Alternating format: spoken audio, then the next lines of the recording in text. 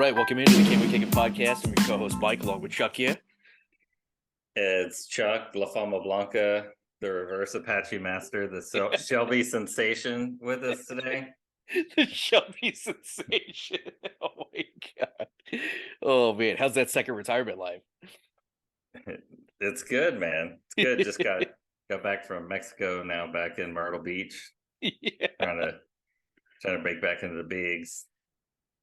Pitching rocket fire, just spitting it, lubing the motherfucking deals. Yeah. Yeah.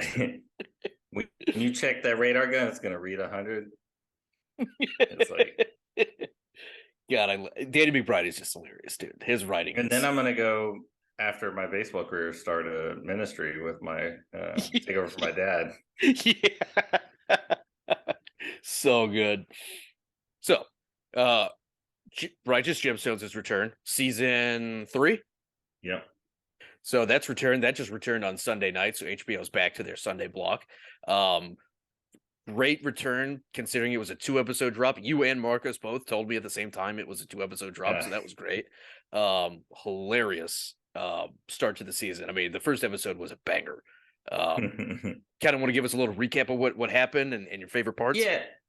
I mean, it's hard to kind of go into, like chronologically, kind of comedy, it's so tough. it's hard to break. Yeah. So, yeah. But I think what I love with the show being back is how they manufacture like a new situation or new drama each season. Yeah. So, the first season we had the Atlanta stuff with them traveling with the hookers and Blow and then Jesse Gideon getting busted. Yeah. Yeah, and Gideon's friend from California, they're using that video to try to blackmail and how that turns out. And then the second season, it's you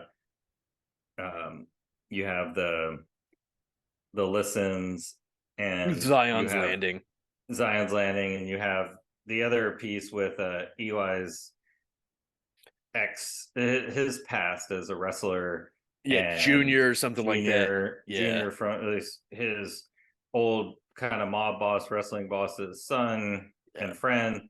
But then, that it you kind of think that he's causing all the problems, but it's really the Texas pastors with his motorcycle gang.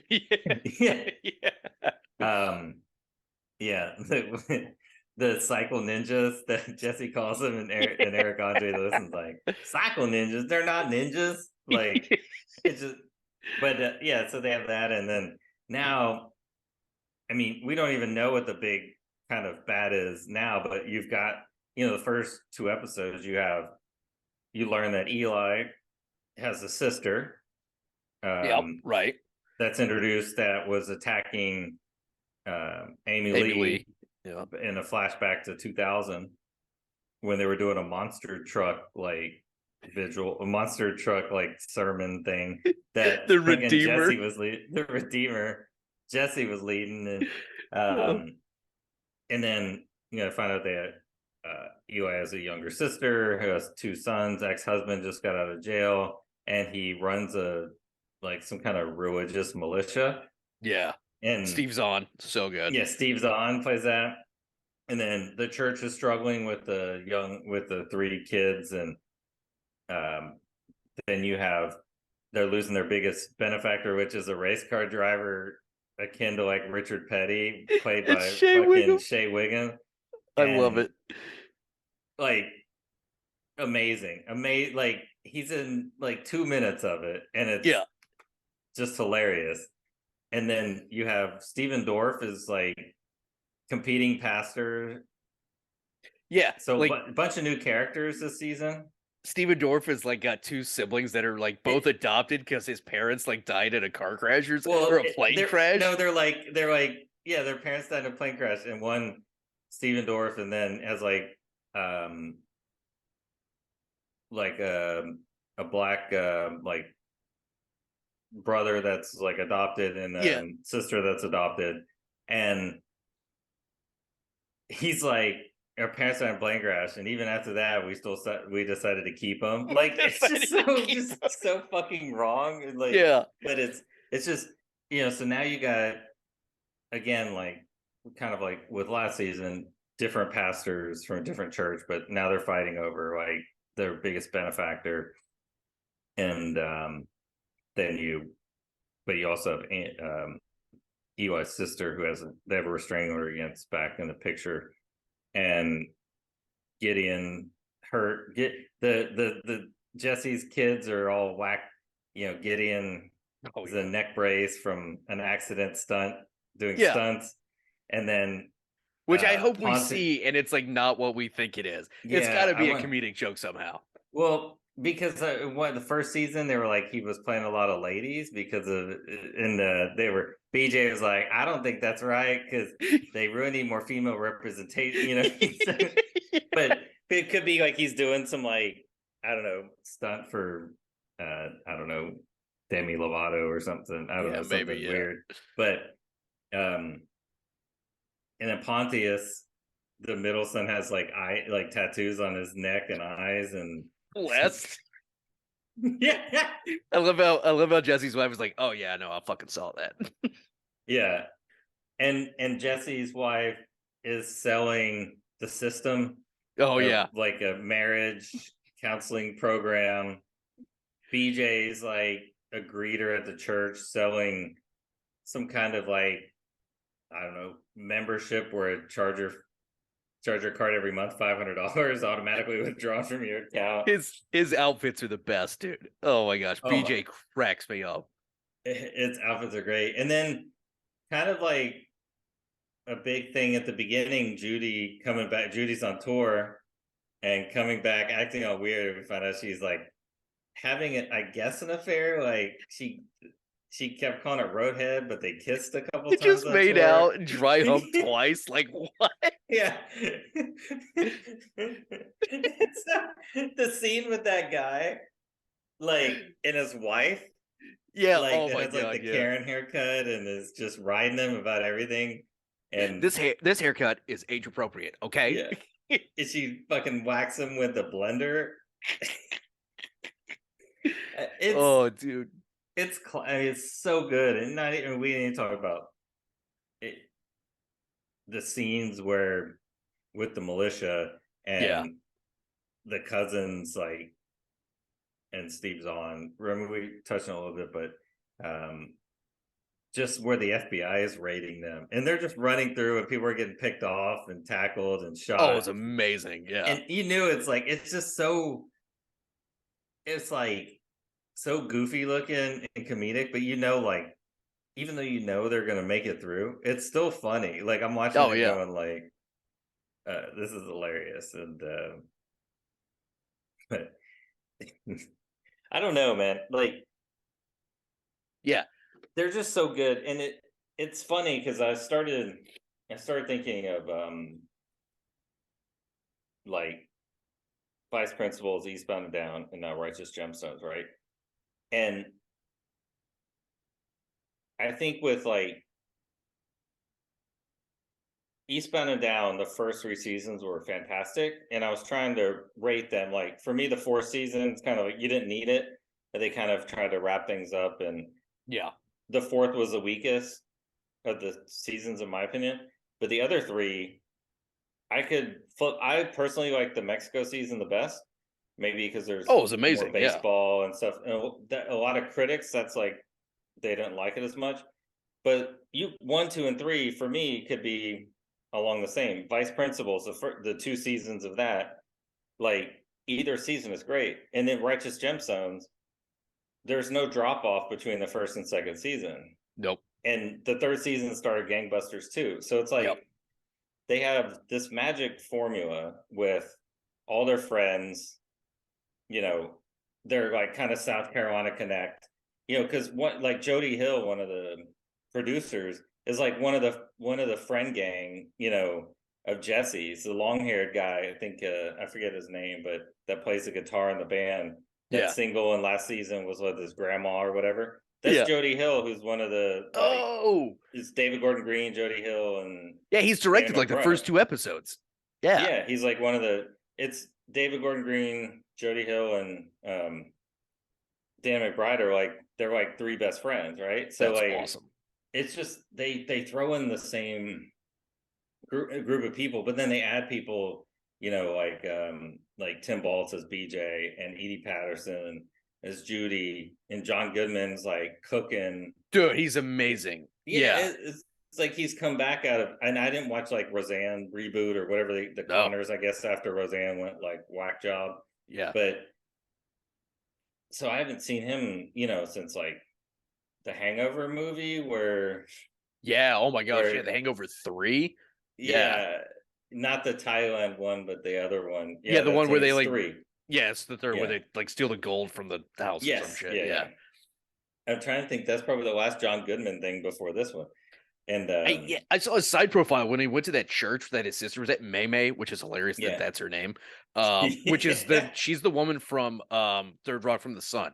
Yes, I was trying to remember her name. She's really good and funny as well. Yeah. She's not really funny in this, but so far, but not yet. Kristen Johnston. Yeah. Yes. Yeah.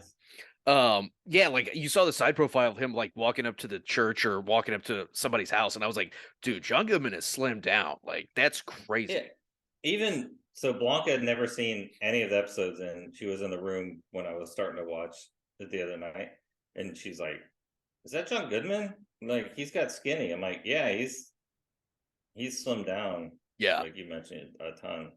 Is it just, we don't have to keep this in the podcast, but like, is it hard to understand him sometimes? Like, does it sound like he's really like stumbling through his shit sometimes? Yeah, I don't know if it's just like how he's playing it as like South Carolina. Yeah. But it seems like he's a little slurry. Yeah, because like the words. He was doing his like audiobook recording, like the book that he put out, like In His Kingdom or whatever, which was fucking hilarious. Yeah. And like it's his final his definitive biography. Yeah. He was like slurring through it. I was like, dude, is this digital plate falling out? Like, what the fuck is going on? Like, I think it could be because he was talking about Amy Lee. Yeah, I think it could be like looking back at his life, and then it could be a whole host of emotional choking up he's on dealing with, and because he had to stop and was choked up. But I think sometimes it's just like the kind of accent that he's playing. I don't know, but like Jesse's colder than an ice cube shoved up a polar bear's ass. Dude, he just lost his shit in the like meeting of like all the ministers. They just started throwing shoes at everybody, and which I thought was hilarious because he threw it and it wound up hitting like the lady next to the guy. Like, knocked her back. Yeah, so we caught up with everybody. Yeah, but baby Billy. Yeah, not yet. And his wife. And she's a 9, but once she gets her teeth done, she'll be a 10. I fucking can't wait, dude. I love baby Billy. I did like how Dusty Daniels made them like race for his like sponsorship or whatever, like his fellowship. And like Danny McBride crashed the car in like the first 10 seconds of the race. I couldn't stop laughing. It was the most like fucking ridiculous thing ever. Oh, that's great. And his slogan, I'm trying to find it. It's like woo wee. We like it was like woo wee bitch, or it's not bitch, but it was something like that. Dusty Daniels. I'm trying, like, we can Righteous Gemstones. Woo wee sucker. Yeah, woo wee sucker. Oh my god, that's great. It's so perfectly rednecky, like with the whole thing is, and I think they do have like a Hardee's car, like in the race car. I saw that. I was like, wait, was that fucking Hardee's? Yeah. Oh, dude, and then the beginning when they like are in Florida at Zion's Landing, and they're like, it's really nice to be here. And then one guy's like, yeah, enjoy it while you can. And he's like, Jesse's like, shut the fuck up, man. Like, by the way, you're fired. Like, you brought me all the way to Florida to tell me I'm fired. He hits him with a paddle. Yeah. Oh, dude, it was great. I can't wait to get into baby Billy Freeman. I mean, dude, even the Smut Busters is freaking hilarious. I forgot about the Smut Busters. We got some new we got Queef Queef. back. I mean, we literally caught up with everybody. Yeah. And Kelvin and his smut bust. He's always got like a group, like the bodybuilders, people that like took over the house and shit last season was hilarious. And then now he's got the smut busters and he's got Queef burning like sex toys and stuff. Oh man, yeah. Jesse's like, I don't think you should be doing that. He's like, I don't feel so good. Yeah. They just go and buy all the Did he buy them all or steal them? Like what? I don't know. Yeah, that was great. Yeah. Oh. And I think going further in the season, do you think the three kids are gonna get their shit together and move the church forward, or are we gonna have some more disasters? And is Eli gonna come back? I could see Eli coming back to some capacity more than the three of them figuring it out. Unfortunately, maybe running things from behind the scenes, but yeah, I see John Goodman sticking around and in much more of a capacity than he is now because he's fishing and sipping, as he liked to said. Yeah, fishing and and they're like the order of like guns, like the order of cloaks and pistols or whatever it was. Yeah. Also, every time I try to get Blanca to watch something, because I'm like, oh, you got to watch Righteous Gemstones, because when it first came out, I tried to get her to watch a couple episodes, and it was like a different time for her, and it was like, I don't like this. It's kind of making fun of the church and all that. Sure. And then I totally get that. I struggled with that at the beginning too. It's just comedy for me, but it's tough. Yeah, and that's how I look at it, and I kind of like, it's an exaggerated look at hypocrisy, versus like making fun of like a real a church that is not about money and it's Veep, but in a church. Yeah. It's just hypocrisy. It's hilarious. I totally get that. Yeah. But I get it. So she's in there watching the first episode, and it's like, first thing they're like in cloaks and the guns, and then it goes into the Judy coming back from I'm like it's funny. You got to stick with it. It's just like you got to wade through the shit. Yeah, it's so funny, dude. Yeah, but it's so absurd. That's what I'm like. Look, this is an absurd look at evangelism and hypocrisy with kind of mega churches that are pastors that have private jets and are flying.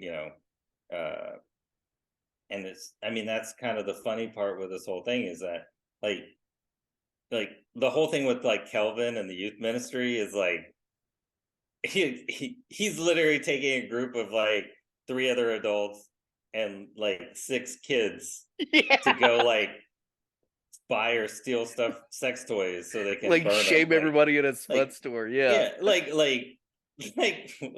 what does that have to do with instead of kind of like worshiping or developing a relationship, right, with God or Jesus or whatever, like being true to that, they're just entertainers. And I think that's what's interesting with like, you have the 2 extremes, because you have Steve Zahn's character that's just calling him out for being an entertainer, but here he is with the fucking what they call him, Meal Team 6. Jesse calls him Meal Team 6. I couldn't hear what the word was at first, but I like, oh my god, like Meal Team 6, that's fucking great. Yeah, they got a whole compound, and like, I love how Jesse like makes fun of him. He's like, let's get the fuck out of here. These guys are super religious and they have a compound and they're fucking assholes. And it's like, you're talking about yourself there, bub. Like, no, and that's what they're in that room, like redesigning the boardroom. And he's like, I don't get why they're our cousins. They're just like super religious and about guns and this, and like, it's like exactly what they are, right? Or it's very similar. So funny. It's they're so self-absorbed and so kind of unaware of their own reality. So I think that's what makes it a good a fun show. Yeah, it's been good. It's been good so far. Any other fun things that we missed? There's so Talking many about it. quotes. I'm sure I missed something. Like, Yeah. so good, man. Oh yeah, like they're doing the monster truck rally, and he's like, "If it puts butts in seats," and then all of a sudden you're like, "Free beer," and she's like Oh that was yeah, funny. she's like, the next thing we're gonna be selling beer. It's like beer. Yeah. That was great. Yeah. Anything else from Well, your side? no, I think it's just kind of the whole show is, where do you cross the line between entertainment and religion, or Yeah. you know. And I grew up Catholic, so it was always very in a very modest church, so it was Yeah. very, Yeah. it's all the same and very regimented and very Traditional. rule following and traditional. Yep. And then over the years, when I was married, going to Baptist church, and then now going to like hipster church. That's what I call it, because they have, it's in like a warehouse building, and there's like one row's like old Astros seats, and then like a couch, and then taller chairs, and then it's just randomness, and then you can they like have a coffee shop and tacos, and you go in with like your Mexican Coke and tacos, and the bread is like a loaf of bread, and there's if you want gluten free, you go in the corner, and like Yeah. it's very, so it, and it's like, okay, what is, you know but it's just this show really just touches on the kind of what I would call it evangelistic, right? The Yeah.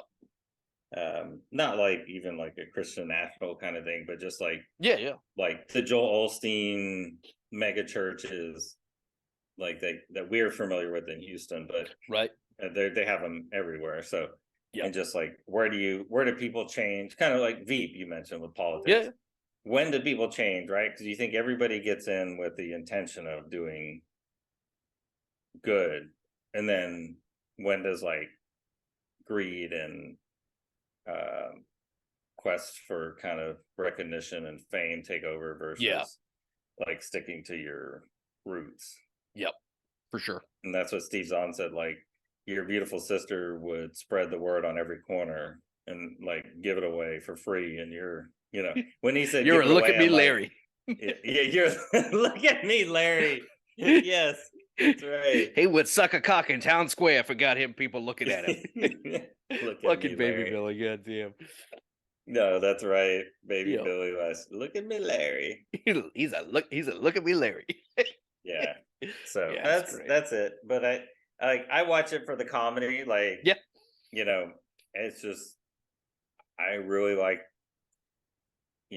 we said Jody Hill, David Gordon Green, and yeah, Dan McBride. Their style of writing and storytelling, it's just yep, funny. yeah. Put it in Maybe anything, man. it's, Like minor league baseball, vice principals. This, like, you put any kind of situational comedy like that with these guys, and they're just gonna tear into it. It's amazing. yeah, so good. Yep. Ready for the season. Don't Yeah. want it to rush by. Yeah. I wish it was a 2 episode drop every week, but yeah, we're not gonna get that. So I No. forgot they were half-hour segments. I forgot they were 30-minute episodes. Yeah, quick. Yeah. Yeah. Yeah. So, It goes by quick. yeah. But yeah. Yeah. So talk about Silo. Yeah, this week's Silo, episode 8. I watched it just today. I didn't get a chance to watch it while I was out of town or on the flight back. But I I did watched listen it to a week ago, so you're gonna have to carry me through some of the stuff. yeah. But That's all I good. kind of remember the big reveals. The big reveal, yeah. Yeah, I listened to most of the book. I think I've got like 2 hours left of the book, and of course, like my rental ran out, and now that it's out, everybody wants to freaking rent it. So now it's like weeks. So I just bought the book on Amazon, so it comes in tomorrow. So I'm gonna finish it off. So when I'm done with it, if you want to read it, it's good. Yeah. For Yeah, this sure. week, picked up like Juliet was with that woman in the like hospital. She's been drugged to keep quiet. Yeah. The last flame bearer, whatever it is. Um, and she found the hard drive and then discovered that there's cameras everywhere and Sims and judiciary's watching them, and she has nowhere to turn. Like, I love how she's like hiding out, like Juliet, and they can't find her. Like, she's in like the Yeah. nursery, and then like Yeah. goes upstairs, and they're like doing a like breakdown of her like entire sheriff's office station, and they're like, let's not arrest her now. Like, what?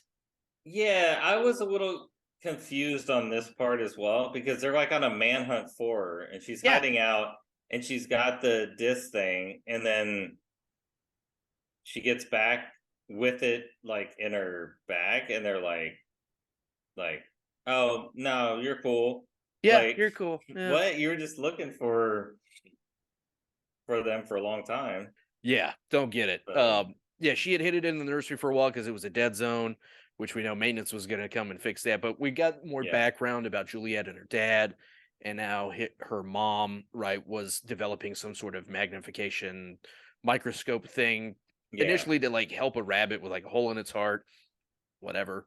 Yeah. But like according to the pact in the book and in the show, you can't have certain things over certain magnification, and you also can't create mechanical uh lifts in the silo to move you up and down. So it's all in an effort to keep people confined and keep communication and travel slow. Anyways, um, Yeah, that's a good no, I really like the that explanation because I was wondering like why do they give a shit if she made a magnifying glass or is exactly. trying to help heal like do surgery and she used this to do surgery on a rabbit. Like why wouldn't they want to expand on that to like keep people alive or Yeah, it, I think for whatever the original pact, I think was to keep people from discovering. Oh no. Anyways, um, yeah. there's some stuff in the second book that I've kind of read ahead on, but I think it's to keep them from like rediscovering like micro technology, like microprocessors and shit like that. Because at a certain Hmm. point, you can't like look any smaller at some certain things. Like she's trying to look at that like video recorder that Walker has, and she's like, "Oh, I Hmm. don't have anything that will get that like you, to get that close to read it and all the shit." Anyways, there's something to do that, but they haven't explained it very well in the TV series. Um, anyways, um, Yeah. so Sims, oh yeah, like Sims has her office turned upside down, looking for the hard drive. She talked to her dad. She arrests Sims, the judiciary guy, Yeah. and he's like, "Oh, yeah, this is a huge mistake," and he like skipped like 10 steps in like the judicial search and seizure. And she thinks that he is the one controlling the judge and judiciary, right? Yeah.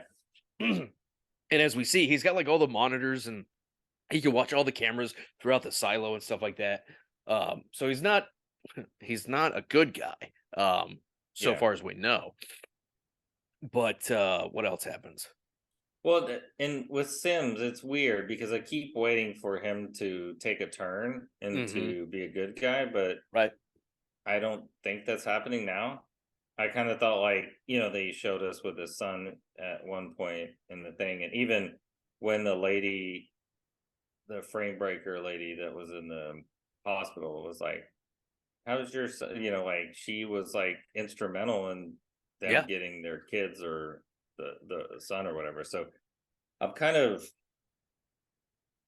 like I'm fading on him having a turn, but I don't know if it'll be this season. But maybe he betrays Tim Robbins' character at some point, which we learned is like the bad guy in this Yeah, that's pulling all she the strings. like the whole series season, he's like, "Oh, like I hope I'm not like mayor long enough, like you're very long, like I've got very important things to do in IT."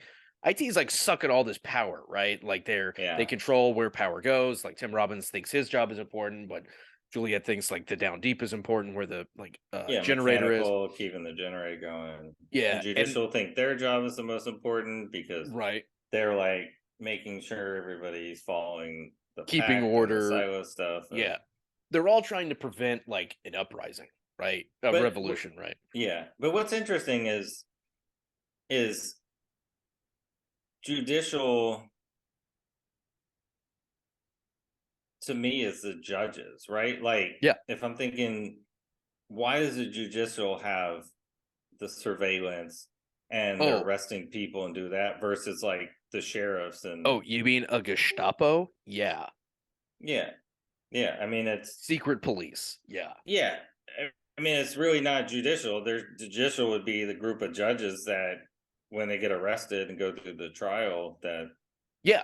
I love how they would make all those have a hand in determinations. like judgments and stuff like that, because like Judicial is the judge, and Sims, who's not really a deputy and he's not a sheriff or anything like that. He's just like whatever. I don't really know his role. But then like when they send people like out to clean, Judicial like bans them. The sheriff enforces it, and IT provides the suits for them to go outside. Like they all have a hand in this. It's really weird and unusual how they've built it.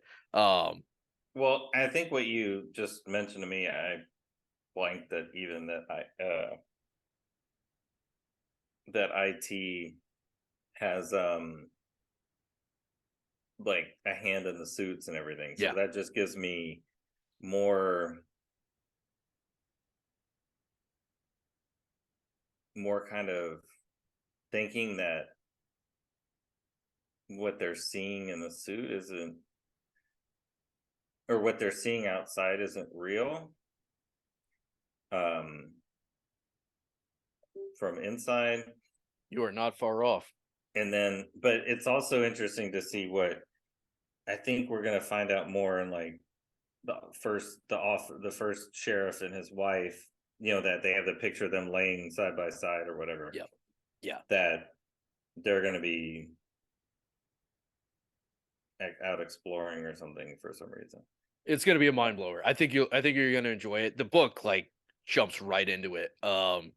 It's like halfway through the book is pretty much where we're gonna end the first season at. Okay. So it's gonna be really good. But you go ahead.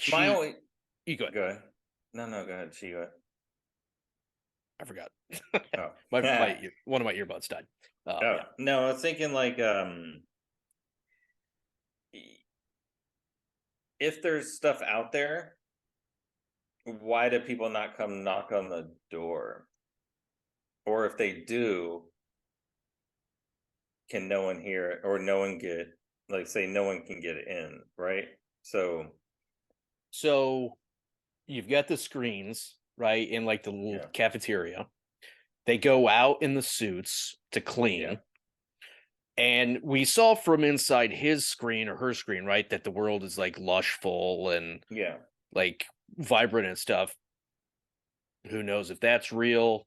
You know, maybe the world outside really is bad and they don't make it, right? Maybe they're being poisoned or something like that. There's a lot of factors that could go into it, right? I think it's all in an effort to keep people inside the silo. Like it may not be bad outside, but they can manipulate it into thinking that it is bad. So, I mean, they're fucking alone. Like you can't go outside. Like you're screwed. So, you can't trust anybody. I think is the like ultimate term like that they're trying to push is like you can't trust Judicial, and now you can't trust IT because Tim Robbins, which finally his character is doing something in this fucking series, which is super like early in the book. He is obviously like the bad guy. Juliet goes to him for help, right? Thinking he's like this, like doesn't want anything to do with it. He's loyal to IT in the silo, and meets him in like the cornfield, and then he like lets it slip that he knows about the hard drive, and then like Sims walks up behind her, and they start a chase, and she takes off, and they almost get her, and then she like they do get her, and then like they're going up the staircase, and then they're walking up the staircase, and homeboy has like his little, he's got the shakes, Michael J. Fox moment, and the syndrome. Grip. Yeah, that's not in the book at all, by the way. As far as I've made it, that's something new, unless it's in the second or third book. Yeah, it's like rickets that doesn't exist anymore. Right? They're not getting any sunlight. Like there's no like they're just getting rickets. Yeah. So she senses that, and she like elbows him, takes her bag, and somehow jumps over the side. Yeah, she jumps over the side. What? Yeah. Like they're pretty high up. Well, that's what we're gonna end with. Like, she's like got a grappling hook and throws it. You know, it's like in her bag, or her bag catches on to, swings her to the next floor, and she's running. I can't imagine they'll kill her off. I will say the preview card for episode 10. Can't see it. Has her face in it. So I'm guessing she doesn't die, but that's pretty much a good way that people die in the book and in the series. In the TV show is like people go over the railing and then they fall like 100 stories. Like they're dead. Yeah. So Yeah.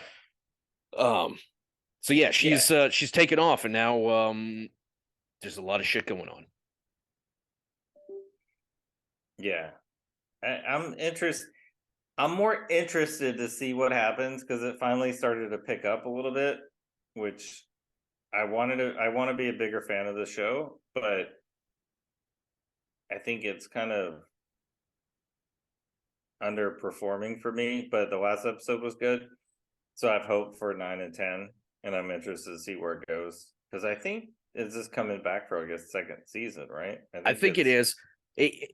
Apple TV, you got to let them cook, and then they figure the shit out, right? Like, I think every show that we watch on Apple TV, the first couple episodes, we're like, and then we watch, and then like the ending is bangers. But I Well, think I think people are gonna like the ending for the first season just based on where the book is headed. Yeah, yeah, yeah. I kind of want to know what, what's happening outside. you want to know? I can tell you. Yeah. No, not right now, but like, in the last two episodes. Oh yeah. So I don't want you to tell me because I want to find out. But I have a feeling I know how they're gonna end the first episode, and you're gonna learn absolutely nothing. I figured that. Yeah, It's gonna be a cliffhanger for season 2. yeah. So. She's clearly like on the run with a red level relic, and there's only one punishment that fits that: cleaning. Oh yeah, cleaning. And boom, that's gonna be the fucking cliffhanger. Well, she's gonna walk outside, boom, cliffhanger. Yeah, and she's gonna see the green and go, oh, yep. And then it's gonna fade to black, and then we're gonna go to season 2. I think it's gonna be good. I think it's gonna be good. Yeah. Yeah. So. Yeah. Before we go, we've been watching a few other things that we're gonna talk about next week.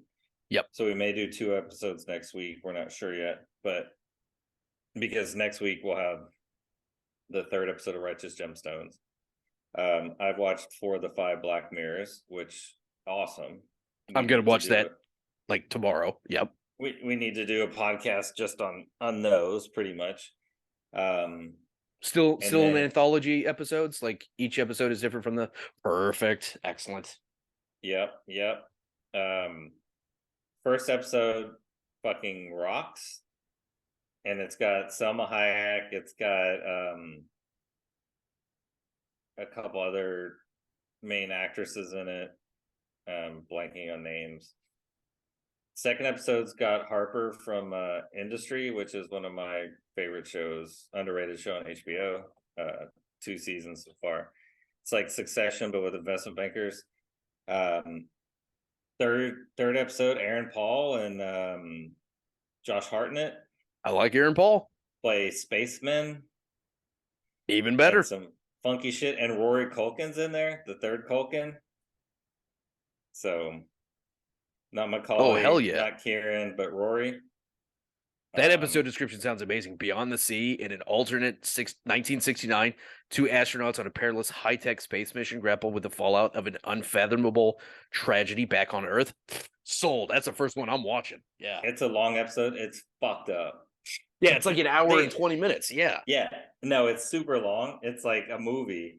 Oh, it's good. It could be a little shorter, to be honest, but it's so fucked up. I mean, every Black Mirror. The first episode is wild, and I would say my favorites are probably 1, 3, 2, and 4 so far in that order. Which the first, I forget the names. 3 was Beyond the Sea, that you mentioned with Aaron Paul. And if there's one thing Aaron Paul plays good at, is a like sad kind of like depressed guy. Oh yeah, he's really good at that. His Westworld character, like his brute, like his pouty kind of like, I've lost this, or he does a really good job with that. So have you watched the 5th one? No, Demon 79. Yeah, I have not watched that yet. Episode 2 is super fucked up, but I I figured out what was going to happen like pretty early on. Yeah. But when it paid off the way it did, I was like, this is still amazing. It was Nice. so good. Yeah, you Like did text me. You were like, this show was fucking great. Yeah. I mean, it's been what, like 4 years since Black Mirror, It's been like a the long last time. season. It was before COVID. Yeah. And it's just like, it's just such brilliant TV. So we'll talk about that later. I like it. The Bear season 2 dropped on Thursday. You'll be hearing this on Friday, but we haven't. Did you watch any of it yet? No, not yet. No. So we'll be watching that. So we'll probably talk about the first couple episodes of that. So next week, busy week. The Bear, Righteous Gemstones, Black Mirror talk. I think Secret Invasion came out, but I'm not probably gonna watch that. I'm not a big Marvel person, but that's I'll Sam watch Jackson, right? I'll watch it. I'll let you know how it goes. Oh. I did see We went and saw Wicked, the musical. Really? With my daughter and my nieces, Blanca and my mom, the other night. So how was that? It was good. It's like the backstory of the Wicked Witch of the West, like from the Wizard of Oz. So nice. It was good. I enjoyed it. You know, Tuts always has good productions at the Hobby Center. This was like Broadway at Tuts. So next year has a good slate as well. There's a couple shows that I want to see next season. But nice. So yeah, anything else from you? No, man. Can't wait to jump into the Bear. Was just from Chicago, like just came from Chicago and had an Italian beef sandwich from Portillo's. Did you have a beef sandwich? Did you have a hot dog from Portillo's? Yeah, we had the beef sandwich from Portillo's with the sweet peppers on it. Yeah. Fucking amazing. I had that last time I was there. And then at the Cubs game, we got a Chicago style Vienna dog. Oh, it was so good, dude. Yeah. Good time. Yeah. So Chicago's a great city. It's good food, good city. Yeah. Dude, the weather was unbelievable. Like high, low 70s. Every day of the week, and then come back to Houston and it's like, oh cool, extreme heat warning, 106 is the high, and it's just like, oh my god, get the fuck out of here. I'm talking to my coworkers in New Jersey like every day. It's like, it's too cold like at the beach this weekend. It was like high 60s, and I'm like, I was like 111 at 11 o'clock this morning when I walked outside. Like, yeah, I joked about getting heat stroke just walking off the plane. Like, it's no joke. Yeah. Oh my god, I remember that. Like, with a lot of traveling last year, and you get back from somewhere. Oh, I think even just come back from Europe, and when I came back from Europe in like early February, and it was like 30-40 degrees all the time. Yeah. And then I'm like all kind of warm on the plane, and then when I step off into the jetway, it's like 80 degrees in February, and I'm like, it's like 99% humidity. It's a fucking oven. Yeah, it's terrible. Yeah. Well, good, man. I'm glad you got to enjoy some time up in the north. Yeah, man. It was good shit. Lou Malnati's deep dish Chicago pie. Fucking can't beat it, man. Good stuff. Yeah. I'd say Giordano's is my favorite, but I love Lou Malnati's, Geno's East. But I think Giordano's is my favorite. It's all good. All good. Yeah. I mean, it's all freaking good. I'm not a big like deep dish fan, but I eat it like in Chicago. Oh yeah, when I'm there, I'll definitely eat it. Yeah. But cool, man. Yeah, appreciate everybody for kicking it with us this week. Be sure to check out the podcast coming up. We're gonna be talking more gemstones. We're gonna be talking the Bear, and we're gonna be talking about Black Mirror. So tune in next week. We'll have more of that. Check us out. Can we kick it pod1 at gmail.com. Can we kick it pod on Instagram, all the podcast platforms. Check it out, kickitmedia.com. And as Kunu likes to always say, mahalo.